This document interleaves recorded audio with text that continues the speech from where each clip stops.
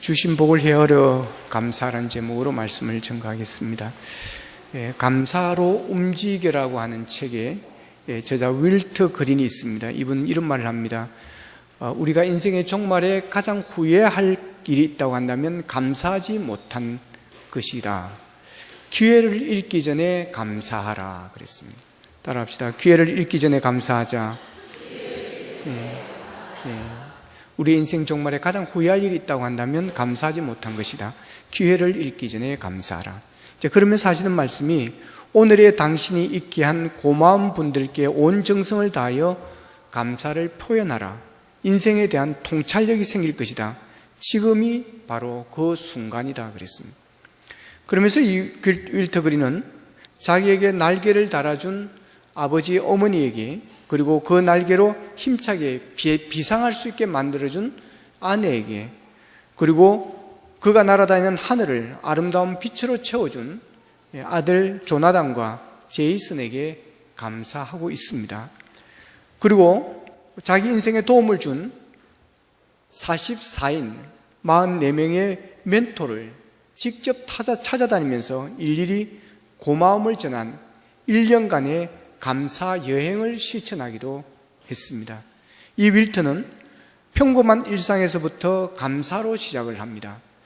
살아있음에 대한 감사로부터 시작해서 아버지가 53세의 세상을 떠나셨는데 자기는 53세를 넘겨 살고 있음에 감사를 하고, 그리고 아침에 눈을 뜰 때마다 좋은 일을 할 수 있도록 또 하루를 주셨음에 감사합니다 하고 하루를 시작한다고 합니다.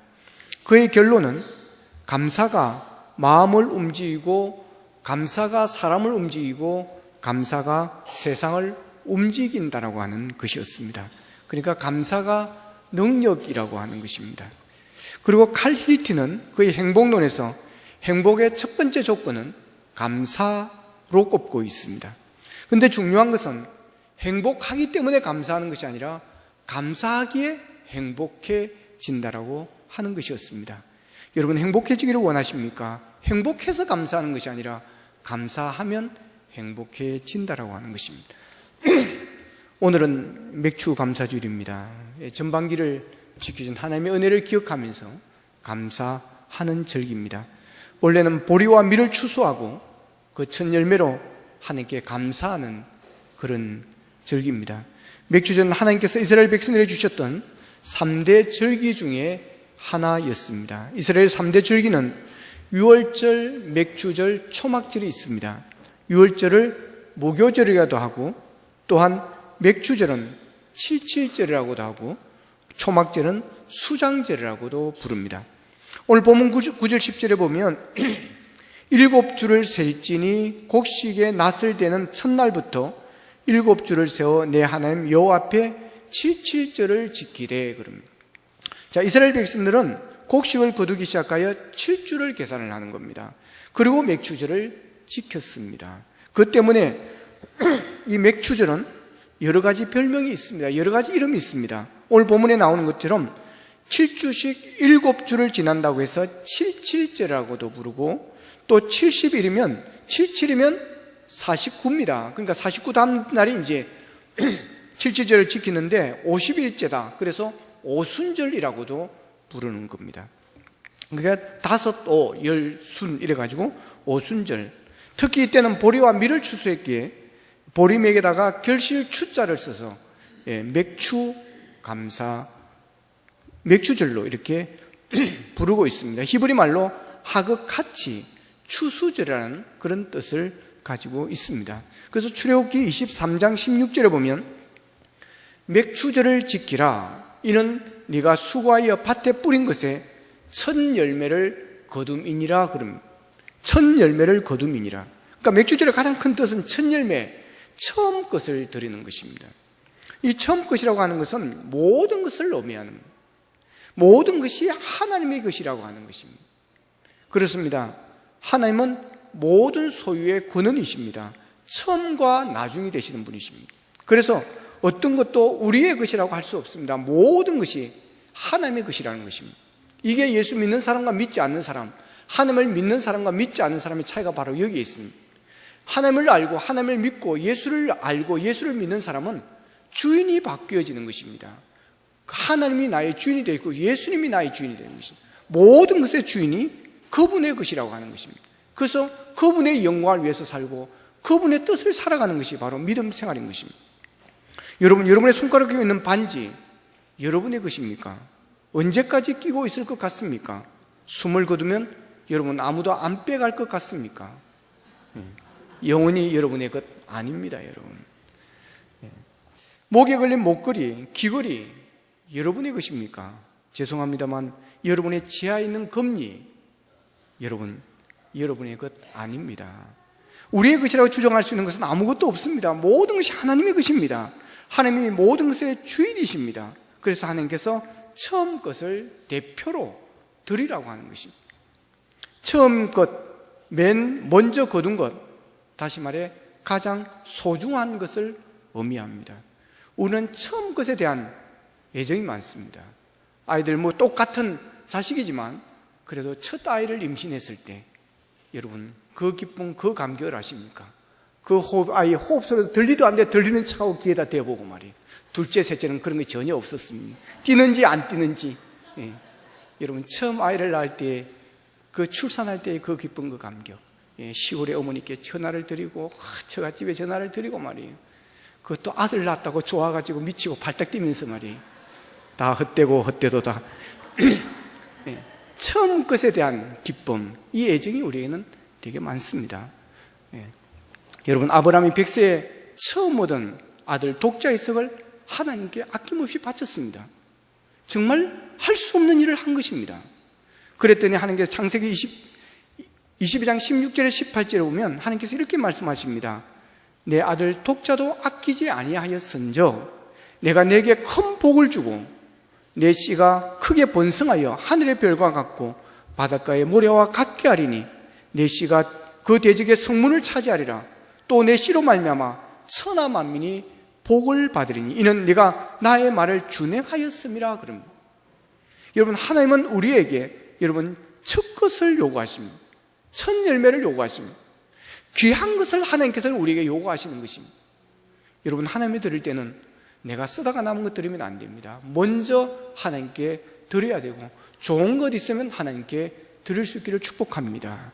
이게 바로 맥주절의 의미입니다. 그 다음 본문 10절에 보면 내 하나님 여호와 앞에 칠칠절을 지키되 내 하나님 여호와께서 내게 복을 주신 대로 내 힘을 헤아려 자원하는 예물을 드리라 그럽니다. 자, 맥주절을 이 77절이라고 하는데 이거는 수를 세는 것을 의미하는 것입니다.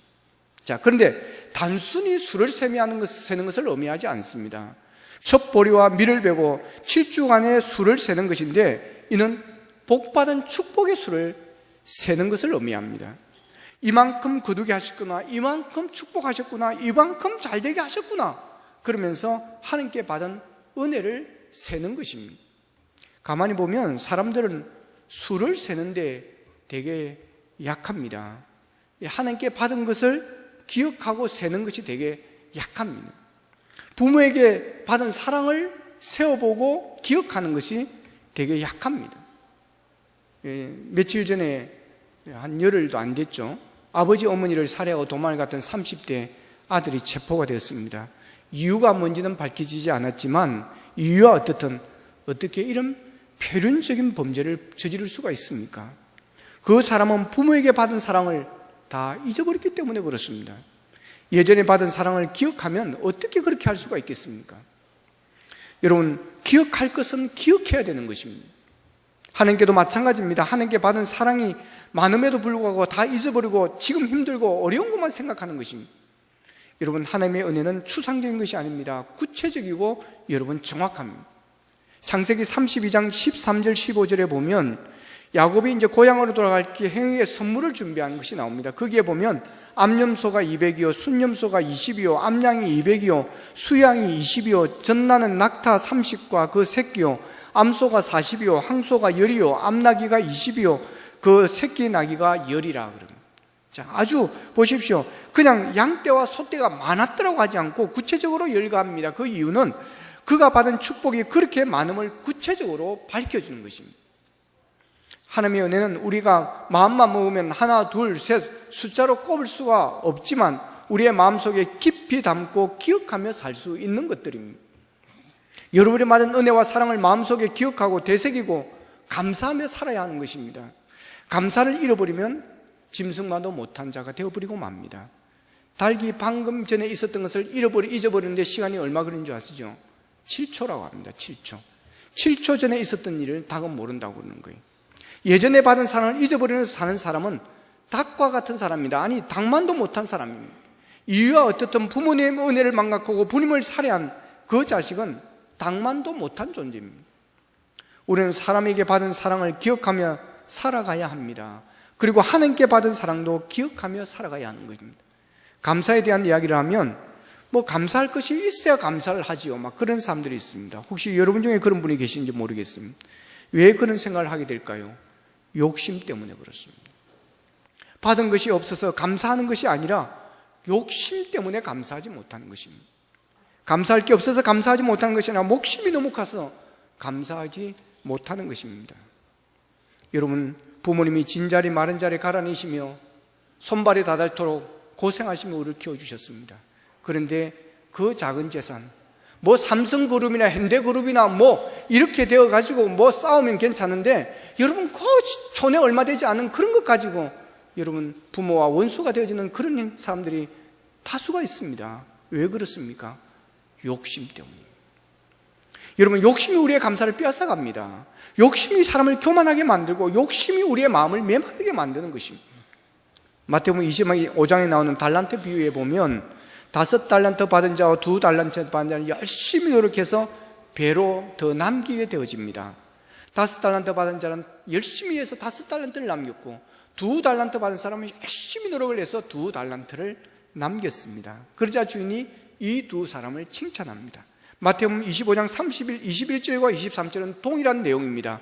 그 주인이 이르되 잘하였도다 착하고 충성된 종아, 네가 적은 일에 충성하였음에 내가 많은 것을 내게 맡기리니 내 주인의 즐거움에 참여할지어다 하고 그럽니다. 그리고 상을 더하여 줍니다. 5달란트 받은 자에는 5달란트 남긴 것까지 다 줍니다. 그리고 1달란트 받은 자의 그것을 빼앗아서 이 사람에게 더하여 줍니다. 그리고 2달란트 받은 자는 2달란트 남긴 그것까지 합해서 그에게 상을 주는 겁니다. 그런데 1달란트 받은 자는 그것을 땅에 묻어두었다가 1달란트 그대로 가지고 왔습니다. 그때 주인은 책망을 합니다. 마태복음 25장 26절에 보면 악하고 게으른 종아, 나는 심지 않은 데서 거두고 해치지 않은 데서 모으는 줄을 네가 알았더냐 그럽니다.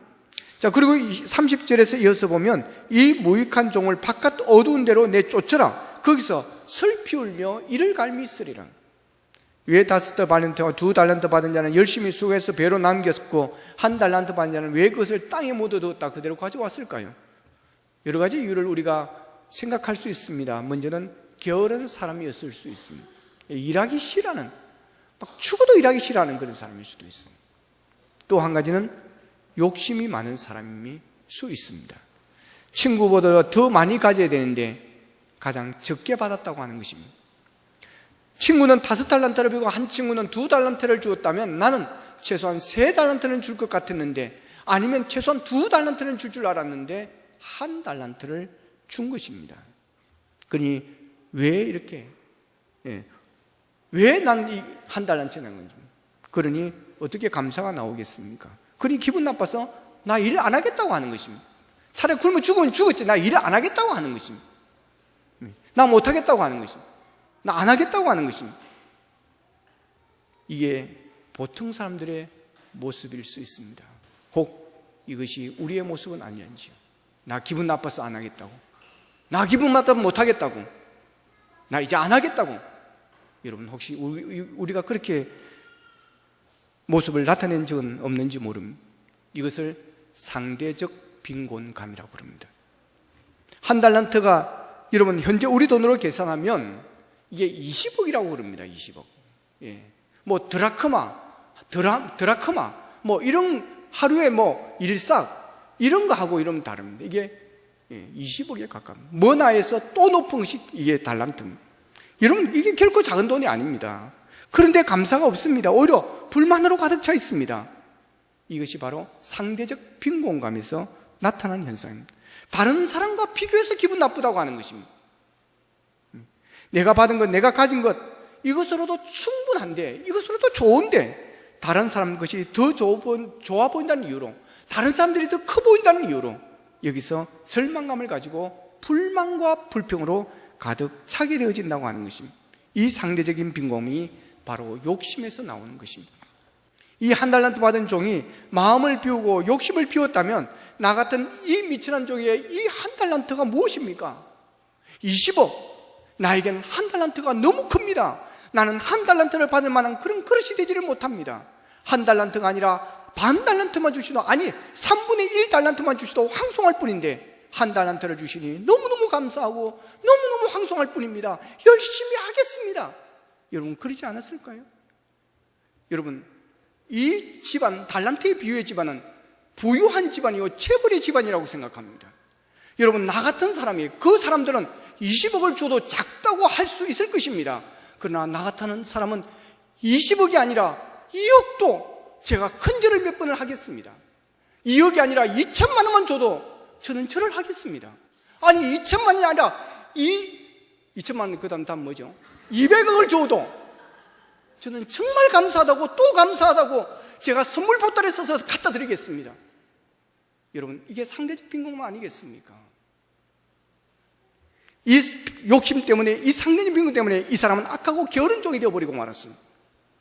여러분 사도 바울 같은 사람이 어떻게 범사에 감사할 수가 있을까요? 첫째는 자신이 누구인 줄 알았기 때문에 그렇습니다. 디모데전서 1장 15절에 죄인 중에 나는 괴수라고 그렇게 표현하고 있습니다. 고린도전서 15장 8절에서 10절에 보면 맨 나중에 만삭되지 못할 장 같은 내게도 은혜를 보이셨느니라. 나는 사도 중에 가장 작은 자라. 나는 하나님의 교회를 박해하였으므로 사도라 칭함을 받기에 감당치 못하겠노라. 그러나 내가 나 된 것은 하나님의 은혜로 된 것이니 내게 주신 그의 은혜가 헛되지 아니하여 내가 모든 사도보다 더 많이 수고하였으나 내가 한 것이 아니요 오직 나와 함께 하신 하나님의 은혜로라. 보십시오. 얼마나 겸손합니까? 바울은 자신을 죄인 중에 괴수라고 그럽니다. 나보다 더 큰 죄인이 없다라고 하는 것입니다. 그리고 자신을 만삭되지 못하여 난 자라고 그랬고 사도 중에 가장 작은 자라고 그랬습니다. 그러니 여러분 다른 사도가 무엇을 하든 뭐 어떻게 하든 전혀 불만이 없는 것입니다. 그저 사도 중에 가장 작은 사도 나 같은 사람도 이런 걸 베풀어 주시니, 이런 은혜를 주시니, 이런 능력을 주시니 거저 감사하고 감사할 뿐이라고 하는, 사도라 칭함받기에 감당하지 못하겠노라. 여러분 어떻게 이렇게 될 수 있을까요? 자신을 비웠기 때문에 그렇습니다. 철저하게 비웠기 때문입니다. 그래서 빌립보서 2장 5절에 보면 사도 바울은 이렇게 말합니다. 너희 안에 이 마음을 품어라. 곧 그리스도 예수의 마음이라고 합니다. 자, 우리가 품어야 될 예수의 그리스도의 마음인데 이 마음이 어떤 마음인 거를 이어서 6절 7절에서 이렇게 표현했습니다. 그는 근본 하나님의 본체시나 하나님과 동등됨을 취할 것으로 여기지 아니하시고 오히려 자기를 뭐해? 자기를 비워 종의 형체를 가지사 사람들과 같이 되셨고, 자, 예수님이 이 땅에 오실 수 있었던 것은 철저하게 자신을 다 비웠습니다. 완전히 비웠습니다. 그래서 종의 형체를 입고 사람의 모양을 입고 오셨다는 것입니다. 비우는 마음, 이것이 예수님의 마음입니다. 자, 바울에게 이 예수님을 비우는 영성이 있었던 것입니다. 빌립보서 3장 7절 8절에 보면 그러나 무엇이든지 내게 유익하던 것을 내가 그리스도를 위하여 다 해로 여길 뿐더러 또한 모든 것을 해로 여기면 내 주 그리스도 예수를 아는 지식이 가장 고상하기 때문이라. 내가 그를 위하여 모든 것을 잃어버리고 배설물로 여기면 그리스도를 얻고 그랬습니다. 자, 이 말씀은 세상 욕심을 다 버렸다는 것입니다. 예수님과 이 세상 것을 바꾸었다, 완전히 바꾸어버렸다는 거예요. 그러나 그래서 이제는 예수밖에 없다고 하는 거예요. 바울 자신을 불에 다 태우고 나면 남는 것은 예수 그리스도의 죄밖에 남지 않는다는 것입니다. 바울은 세상 욕심을 다 내려놓았다는 것입니다. 바울의 영성은 비우는 영성입니다. 비우고 나니까 모든 것에 감사할 수밖에 없습니다. 여러분 비웠는데 뭐가 감사하지 않겠습니까? 여러분 아까 말씀드렸잖아요. 여러분 재벌들은 욕심이 많고 스케일이 큽니다. 그러니까 20억이 작습니다. 여러분 기분 나쁩니다. 50억 주고 40억 주네 나 20억 준다. 기분 나빠서 일 안 하겠다고 하는 거예요. 그러나 우리 같은 사람은, 서민들은 여러분 2천만 원만 줘도 얼마나 좋고 감사하겠습니까? 여러분, 내 욕심이 너무 크니까, 기대가 너무 크니까, 바라는 것이 너무 크니까 실망도 큰 것입니다. 그래서 기대가 크면 뭐도 크다? 실망도 크다. 그러니까 너무 기대하지 마십시오. 앞으로 며느리 될 사람이 돼서 너무 기대 많이 크지 하지 마시기를 바랍니다. 예. 그래서 요새 텔레비 안 보려고 그럽니다. 텔레비 보면 어나운서는 너무 예뻐요. 요새 또 일기예보가 어떨까봐 이제 장마치르고서 일기예보를 이제 그 보는데 또 이 아가씨들은 더 예뻐. 그래서 이제 제가 아내 보고 보지 말자. 이러다가 이제 며느리 또 실망할 수 있겠다. 그래서 이제 보지 말자. 기대가 크면 너무 큽니다. 그래서 이제 저는 좀 기대를 했는데 이제 기대를 서서히 이제 만난 아가씨가 어떤 인간인지 잘 모르지만 하여튼 간에 이제 서서히 이게 눈을 지금 낮추고 있습니다. 진짜입니다, 여러분. 기대 크면 실망이 반드시 되어 있습니다. 믿음만 있고 두 눈 멀쩡하고 건강하면 된다 뭐 이런 마음으로 가야지 더 크면 안 여러분, 욕심이 우리를 감사할 수 없게 만듭니다. 욕심이 그 모든 게 다 불만으로 가득 차게 됩니다. 그러니 하나님께서 주시는 것이 눈에 차지 않는 것입니다. 저 사람보다 내가 더 많이 받아야 한다고 하는 생각, 저 사람보다 내가 더 좋은 것을 가져야 한다고 하는 생각, 이게 바로 한 달란트 받은 사람의 모습입니다. 그러니 감사할 수가 없는 것입니다. 여러분, 비우기 바랍니다. 욕심을 내려놓기를 원합니다. 그러면 감사할 게 너무 많은 거예요. 감사는 두 가지 감사가 있습니다. 하나는 상대적인 감사예요. 하나는 절대적인 감사입니다. 상대적인 감사는 상황에 따라, 기분에 따라 변합니다. 기분이 좋으면 감사하고 기분이 나쁘면 화가 침으로 오릅니다. 뜻대로 일이 잘 되면 감사하나 잘 안 되면 원만 불편하게 되어지는 것입니다. 그러나 절대적인 감사는 주변 상황이 어떠하든지, 내 형편이 어떠하든지 내 기분과 상관없이 하나님 앞에 무조건적 감사를 드릴 수가 있습니다. 오늘 대부분의 사람은 감사를 하되 주변의 여건에 따라 달라지는 것을 보게 되어집니다. 장사가 잘 되면 여러분 기분이 좋고 감사한데, 장사가 되지 않으면 불평불만으로 얼굴빛이 우울해집니다. 자녀가 인류대학에 합격하면 좋아서 감사하고 기뻐 뛰다가 둘째가 떨어지고 나면 또한 하나님을 원망하고 시험에 듭니다. 여러분, 이런 사람들은 매사가 이기적입니다. 자기중심적입니다. 이는 하나님을 위하는 것이 아니라 하나님이 자기에게 잘하라고 하는 것입니다. 그렇기 때문에 이런 사람에게는 믿음이 성장하지를 않습니다. 항상 어린아이의 신앙에 머물러 있게 되어지는 것입니다. 깨달음이 있는 성도는 하나님께 감사하며 삽니다. 예수 믿고 구원 얻은 것만 생각을 해도 항상 기뻐하고 감사할 수 있게 되어지는 것입니다. 우리가 천국 백성이 된 것, 하나님의 자녀가 된 것을 생각만 해도 여러분 얼마나 감사한 일입니까? 그것뿐만 아니라 우리가 이 세상에서 좀 고생을 하며 살아도 이 땅에서 눈을 감으면 곧바로 여러분 아픔도 없고 눈물도 없고 고통도 없는 영원한 천국, 여러분 그곳에서 우리가 눈을 뜬다는 걸 생각하면 죽음 자체도 그렇게 슬퍼할 일은 아닌 것입니다. 우리가 지금까지 살아온 것을 꼼꼼히 생각해 보면 살아있는 자체가 여러분 은혜입니다. 여러분, 오늘 살아있다는 것, 오늘 숨을 쉬는 것, 그것만으로도 일평생 감사하며 살아야 되지 않을까요? 코로 신선한 공기를 마실 수 있는 것만으로도 감사의 조건인 줄로 믿습니다. 여러분, 우리는 평균적으로 하루에 23,000번의 숨을 쉬고, 심장은 하루에 10만 번 정도 뛰고, 그리고 혈액은 하루에 온몸 구석구석을 흐릅니다. 작은 상처나 피가 흐르는 것은 혈액이 구석구석 흐르기 때문에 그렇습니다. 혈액은 2억 7천만 킬로미터를 달린다고 그럽니다. 이 모든 일에 약간만 차질이 생겨도 바로 죽음을 맞이하게 됩니다. 그런데 폐가 숨쉬기 위해서 무슨 노력을 합니까? 심장이 뛰기 위해서 우리가 무슨 노력을 하는 것입니까? 피가 돌기 위해서 우리가 하는 일이 무엇입니까? 아무것도 없습니다. 이게 바로 은혜인 줄로 믿습니다. 우리는 매 순간 생명의 주인이신 하나님께 생명을 주셨다는 사실을 기억하며 살아야 하는데 잊어버릴 때가 많습니다. 숨을 못 쉬는 사람들은 병원에 가서 산소호흡기를 사용합니다. 산소호흡기를 사용하는데 그 자료 인터넷에 보니까 뭐 하루에 30만 원 이상이 든다고 그럽니다. 뭐 보험이 들고 하면 좀 싸질지 모르겠지만, 그렇다면 여러분 산소호흡기 없이 건강하게 숨쉬는 우리는 매일 30만 원을 벌고 있는 것입니다.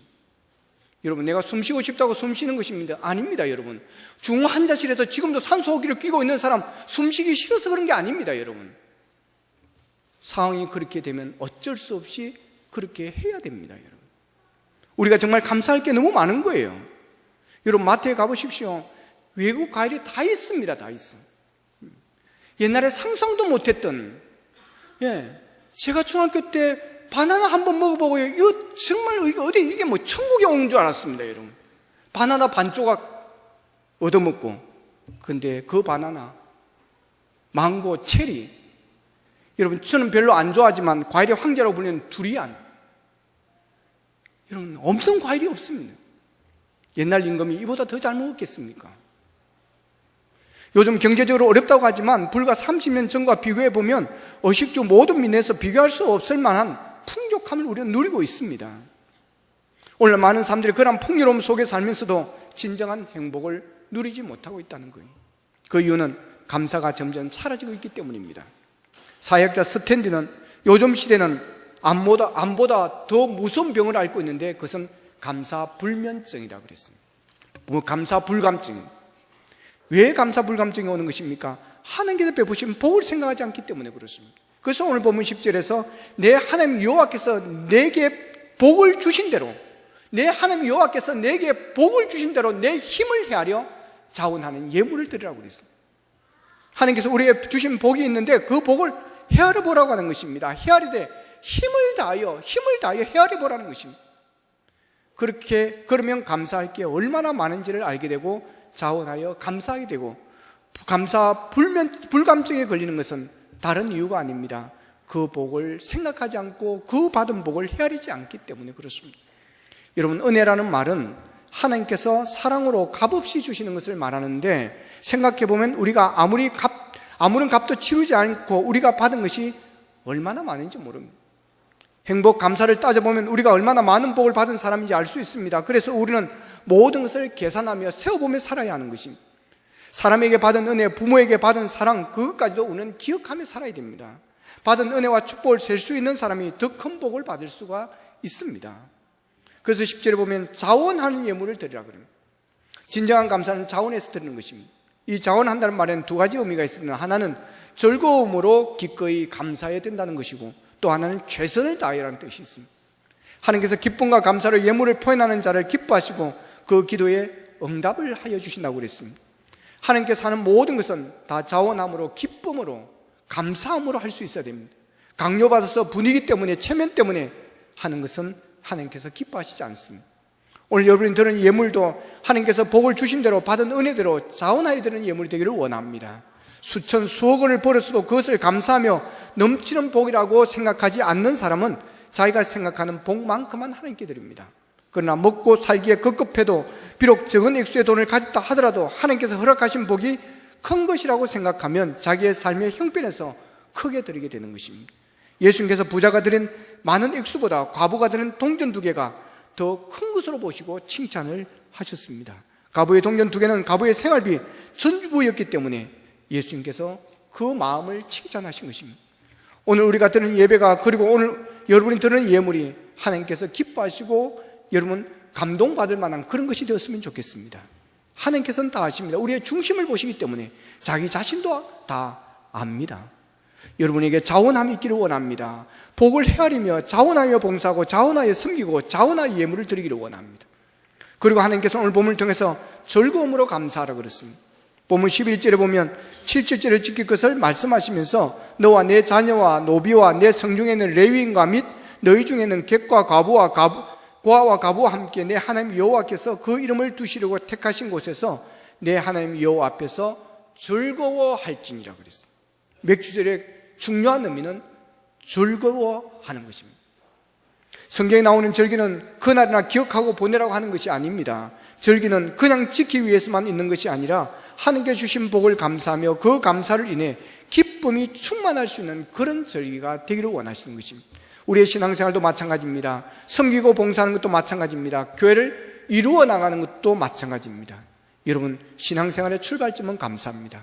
하나님은 우리의 신분과 조건에 상관없이 무조건적으로 놀라운 은혜를 베푸셨습니다. 그 은혜에 대한 감사로부터 신앙은 시작이 되어집니다.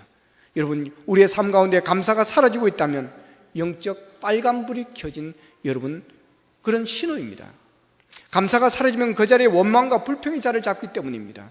원망과 불평이 많아지면 결국은 마귀의 종이 될 수밖에 없습니다.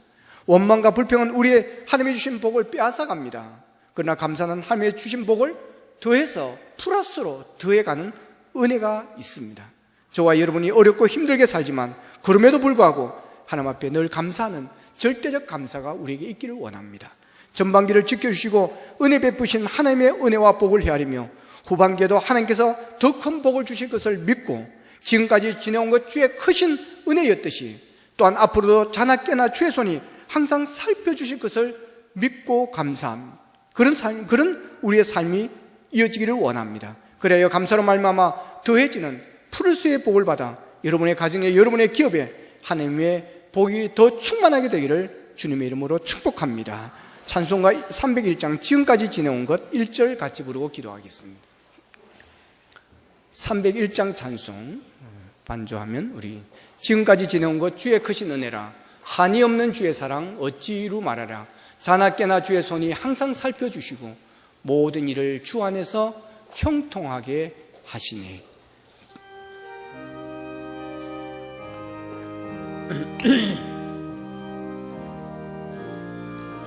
지금까지 지내온 것 지금까지 지내온 것 주의 크신 은혜라 한이 없는 주의 사랑 어찌로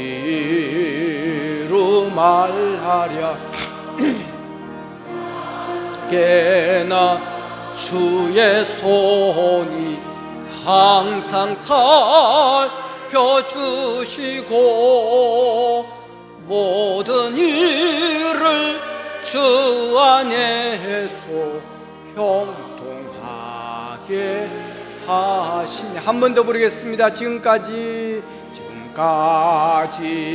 지내온 그 주의 크신 은혜라 한이 없는 주의 사랑 어찌로 말하랴 자나깨나 주의 손이 항상 살펴주시고 모든 일을 주 안에서 형통하게 하시네. 말씀을 붙잡고 우리 함께 기도하기를 원합니다. 하나님, 감사 불감증에 걸린 사람처럼 감사하지 못하였고 우리의 입술을 벌릴 때마다 불평과 불만이었고 아버지의 짜증이었습니다.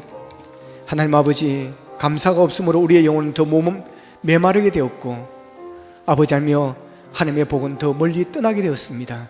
하나님, 이제 감사하며 살기를 원합니다. 욕심을 비우기를 원합니다. 마음을 내려놓기를 원합니다. 하나님 아버지, 주의 주신 복을 헤아려 보기를 원합니다. 아버지 하나님, 힘들고 어려울 때, 좌절하고 낙심할 때 하나님 우리를 찾아오셔서 말씀을 주셨고 위로하여 주셨고 새 힘을 주셨습니다. 아버지 하나님이여, 날마다 우리에게 일용할 양식을 주셨고 내가 병들어 누워있을 때 주님 찾아오셔서 능력을 베풀어 주시고 귀한 의사의 손길을 통하여서 아버지 하나님 회복의 은총을 베풀어 주셨습니다.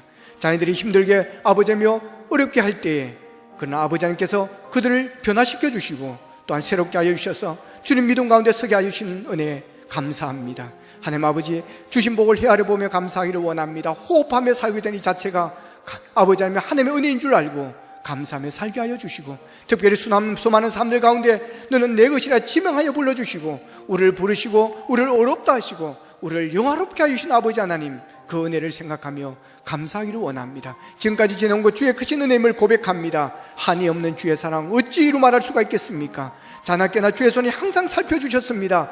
그래야 모든 일이 주 안에서 형통하셨습니다. 앞으로도 주의 손이 우리를 살펴주실 줄로 믿고 모든 게 주 안에서 합력하여 선을 이루실 줄로 믿고 감사하며 살아가는 우리가 되게 도와주시옵소서. 다 같이 한 목소리로 기도드리겠습니다. 삼으신 아버지 하나님, 은혜를 감사합니다. 맥주 감사주의를 맞이하면서 우리가 감사에 대한